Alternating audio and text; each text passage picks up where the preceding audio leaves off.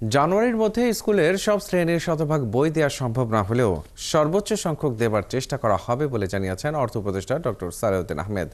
দুপুরে সচিবালয়ে সরকারি ক্রয় সংক্রান্ত উপদেষ্টা কমিটির বৈঠক শেষে তিনি আরও জানান, আন্তর্জাতিক বাজারের সঙ্গে ওঠানামা করায় দেশের বাজারেও সব পণ্যের দাম একসঙ্গে কমে না। সাধারণ মানুষের সুবিধার কথা ভেবেই ঘন ঘন বৈঠক করে দ্রুত নিত্যপণ্য আমদানির অনুমোদন দেওয়া হচ্ছে বলেও জানান তিনি। শারমিন নীরার প্রতিবেদন।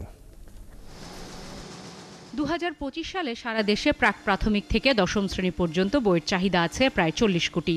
এনসিটিবির হিসেবে এখন পর্যন্ত প্রাথমিকে 10 কোটির মধ্যে 4 কোটি বই ছাপার কাজ শেষ হয়েছে। সমানতালে চলছে মাধ্যমিকের বই ছাপার কাজও। বিনামূল্যে বই বিতরণের এই প্রকল্পে 2025 সালের জন্য বরাদ্দ ছিল 1250 কোটি টাকা। ক্রয় সংক্রান্ত উপদেষ্টা পরিষদের সভায় নতুন করে আরও 526 কোটি টাকার অনুমোদন দেওয়া হলো। অর্থ উপদেষ্টা জানান, নবম ও দশম শ্রেণীর পাঠ্যপুস্তক দ্রুত ছাপাতে প্রয়োজনীয় ব্যবস্থা নেবার অনুমোদন দেওয়া হয়েছে।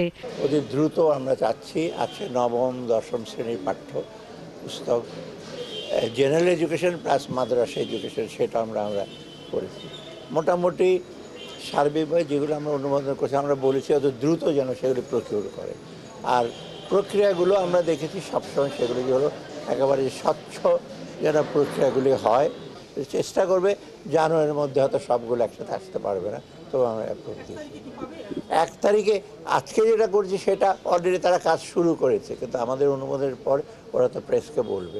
নিত্যপণ্যের বাজার নিয়েও কথা বলেন অর্থ উপদেষ্টা। আন্তর্জাতিক বাজারে দাম ওঠানামা করায় দেশের বাজারেও সব পণ্যের দাম একসাথে কমে না বলে জানান তিনি। সাধারণ মানুষের সুবিধার কথা মাথায় রেখে ঘন ঘন বৈঠক করে দ্রুত পণ্য আমদানির অনুমোদন দেওয়া হচ্ছে বলে জানান অর্থ উপদেষ্টা। যে আলুটা একটু চ্যালেঞ্জিং হচ্ছে আমাদের জন্য, সুগার, মসুর ডাল এইগুলো মোটামুটি, আর চালের ব্যাপারে তো আমরা সবসময় নিশ্চিত করবো চাল প্রত্যেকটাতে কমতে হবে। ওই রকম যদি অ্যাটিটিউড নেন তবে কিন্তু ডিফিকাল্ট।